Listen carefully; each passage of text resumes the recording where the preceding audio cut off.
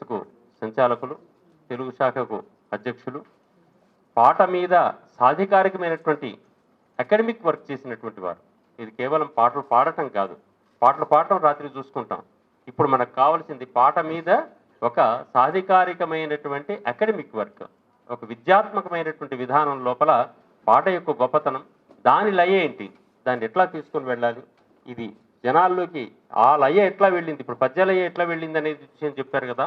పాట లయ ద్వారా ఈ విధంగా లోకాన్ని ప్రభావితం చేసిందనే అంశం మీద ఇన్ని సదస్సుల్లో, ఇన్ని ఇబ్బందుల్లో, ఇన్ని వ్యవహారాలు ఉన్నా కానీ నేను ఈ అంశం మీద ఈ పేపర్ను లేదా ఉపన్యాసాన్ని ఇస్తానని చెప్పేసి 20 నిమిషాల్లోనే మాట్లాడతానని ముందుగా ప్రామిస్ చేసినటువంటి కాశీం గారికి మాట్లాడవలసిందిగా కోరుతున్నాను. కమలాకర్ శర్మ, వేదిక మీద ఉన్న పెద్దలు, వేదిక ముందు ఉన్న పెద్దలందరికీ వందనాలు.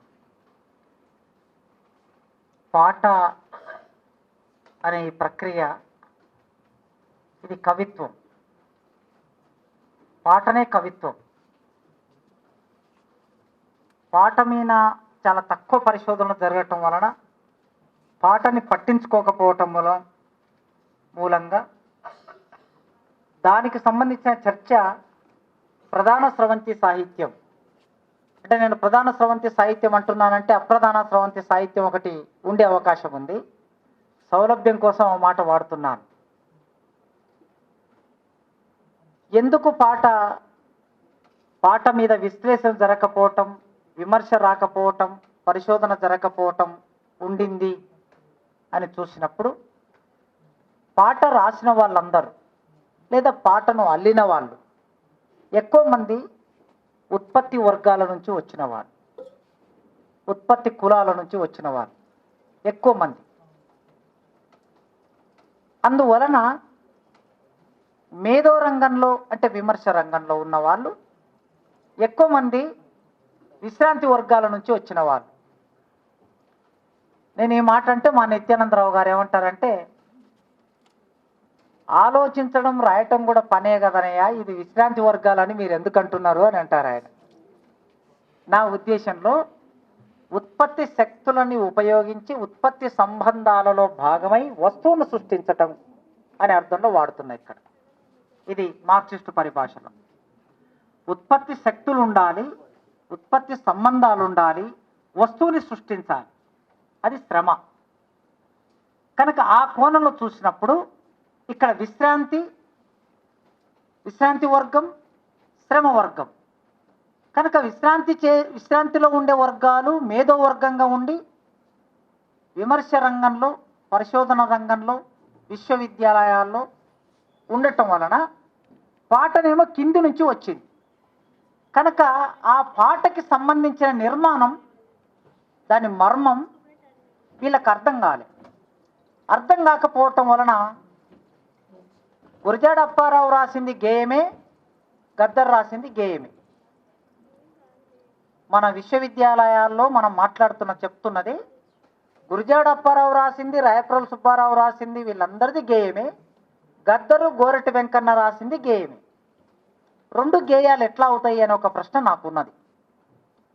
చెన్నకేశవరెడ్డి గారు గేయ సాహిత్యం మీద చాలా విస్తృతంగా పరిశోధన చేశారు. మొట్టమొదటి పరిశోధన కూడా వారిది. ఇంకా తర్వాత చాలా వస్తూ ఉన్నాయి.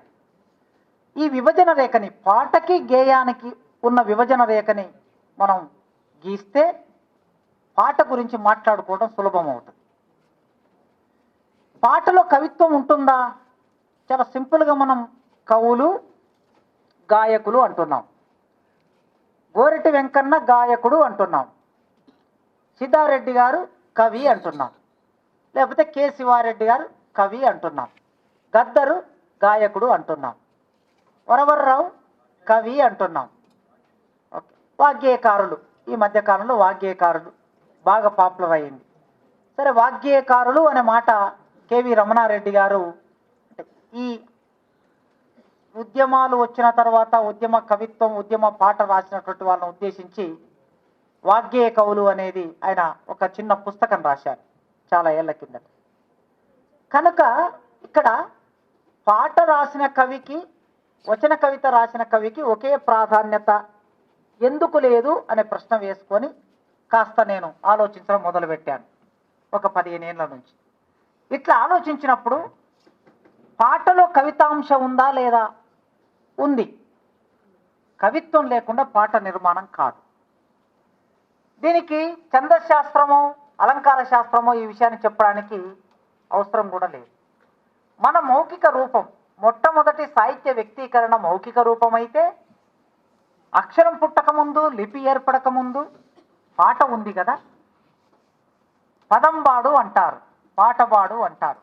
పదంబాడు అంటే పాటబాడు అని అర్థం. అది కోతల్లో, నాట్లల్లో, మోతల్లో, విసుర్రాయిల్లో ఒక్కొక్క సందర్భంలో ఈ పాట పుట్టింది. పాట మౌఖికంగా పుట్టిన ఈ పాట, చదువురాని వాళ్ళు సృష్టించిన ఈ పాటలో కవిత్వం లేదా? దీన్ని విశ్లేషించే ప్రయత్నం ఎంత మేరకు జరిగింది?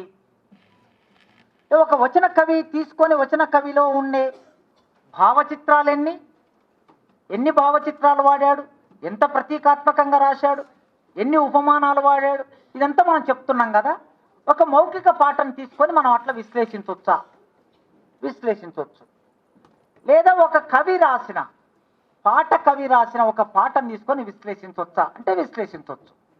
అందుకోసమే వచన కవితలో కవితాంశం ఎంత ఉందో పాట కవితలో కూడా కవితాంశ అంతే ఉంది. ఆ మాటకు వస్తే పాటనే మొదటి కవితారూపం. పద్యము కన్నా మొదటి కవితారూపం పాటనే. పద్యం మొదలు పుట్టలే.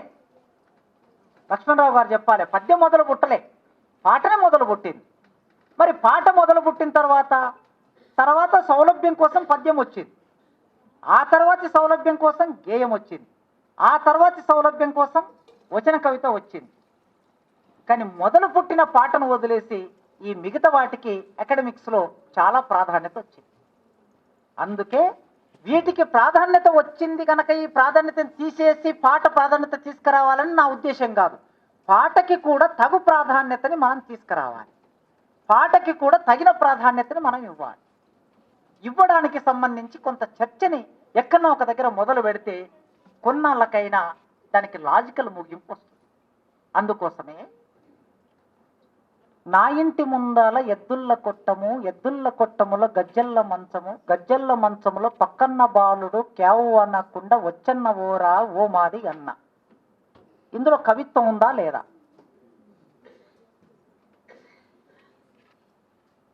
ఓరోరి మాదిగ వయ్యారి మాదిగ గదరి జుంపాలవాడ గద్దువాల మాదిగ వాగుల కోనేరు వంగొంగి స్నానాలు చేస్తుంటే మాదిగ వలుపు నిలుపలేక వస్తీర మాది. నీ మీద ప్రేమతో వచ్చాను, రమ్మని చెప్పింది. ఎక్కడికి రమ్మన్నది? నా ఇంటి ముందల ఎద్దుల్ల కొట్టముల గజ్జల్ల మంచములో పక్కన్న బాలుడు క్యావు అనకుండా వచ్చన్న ఓరా ఓ మాది అన్న. ఓకే, ఈ ఎద్దుల కొట్టమేంది, గజ్జల్ల మంచం ఏంది, పక్కన బాలుడేంది, క్యావు అనకుండా వచ్చన్న ఓరా ఓ మాదిగన్న అనే నిర్మాణం ఎట్లా జరిగింది? ఇది చదువొచ్చినటువంటి వాళ్ళు నిర్మాణం చేసింది కాదు, చదువు రాని వాళ్ళు నిర్మాణం చేసినటువంటి పాట. వస్తే ప్రమాదం ఉంది.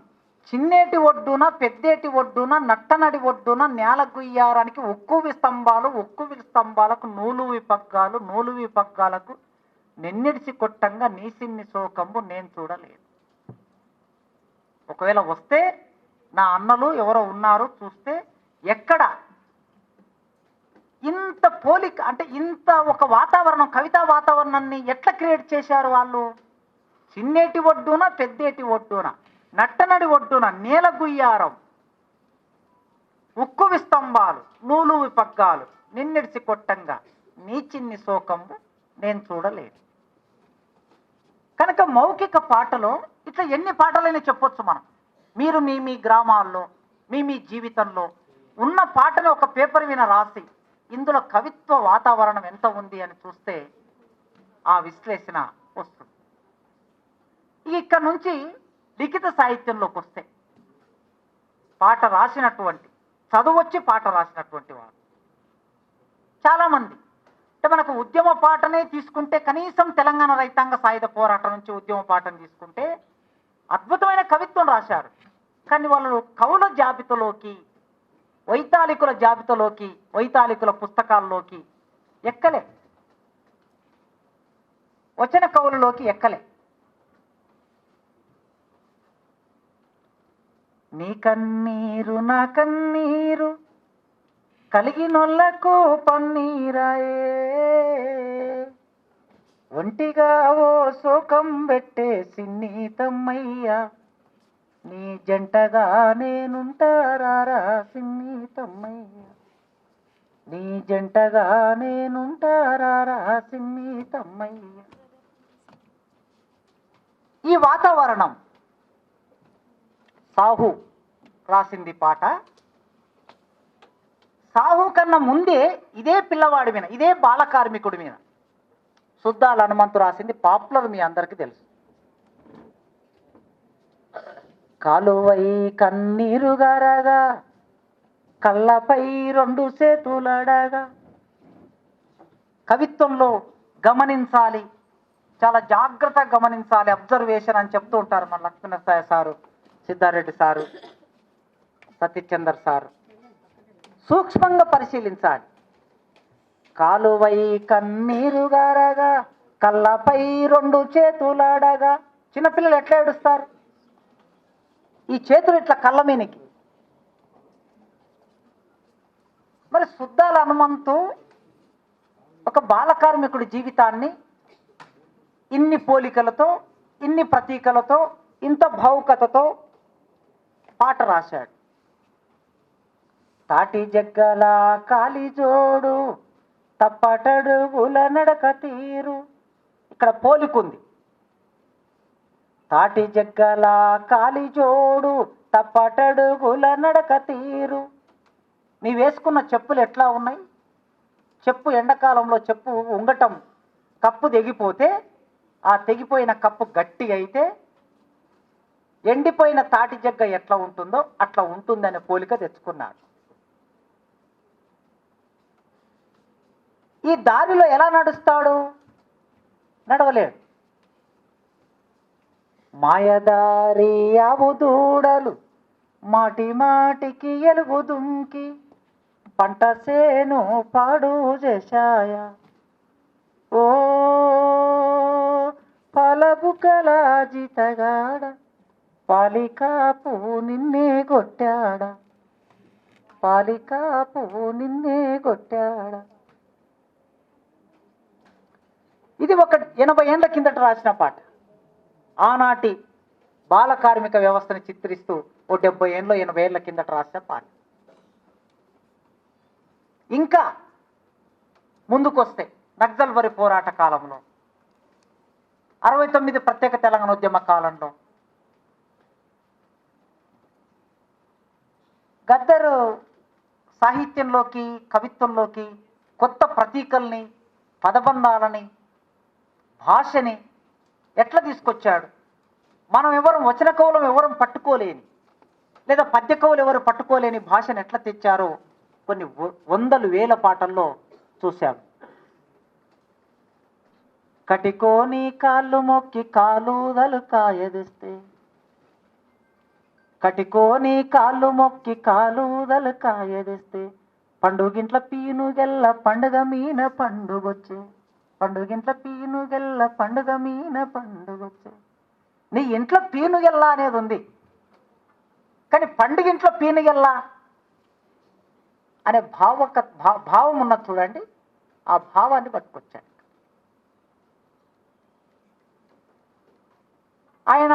మీ మొత్తం పాటల్లో గొప్ప పాట ఏమిటి అని గద్దర్ని అడిగితే ఒక ఇంటర్వ్యూలో చెప్పాడు. కథాగానం లాంటి, ఒక అద్భుతమైన కథాగానం లాంటి పాట రాశాడు. ఒక 15 లక్షల మంది ప్రజలు ఉన్న వరంగల్ రైతు కూలి మహాసభలో ఆ పాట పాడితే అక్కడ ఉన్న వాళ్ళందరూ కన్నీరు పెట్టారు ఆ రోజుల్లో. అట్లాంటి పాట.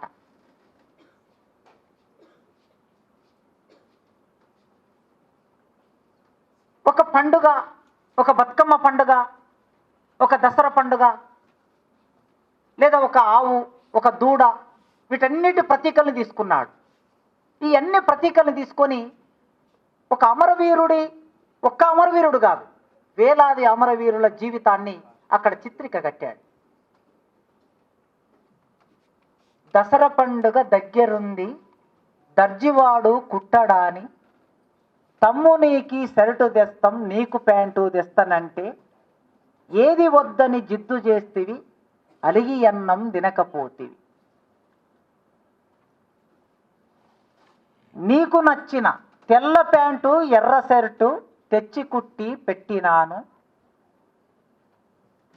పాలపిట్టై చూసిపోతారా మా బిడ్డలు, మీరు జంబియాకై కలిసిపోతారా మా బిడ్డలు.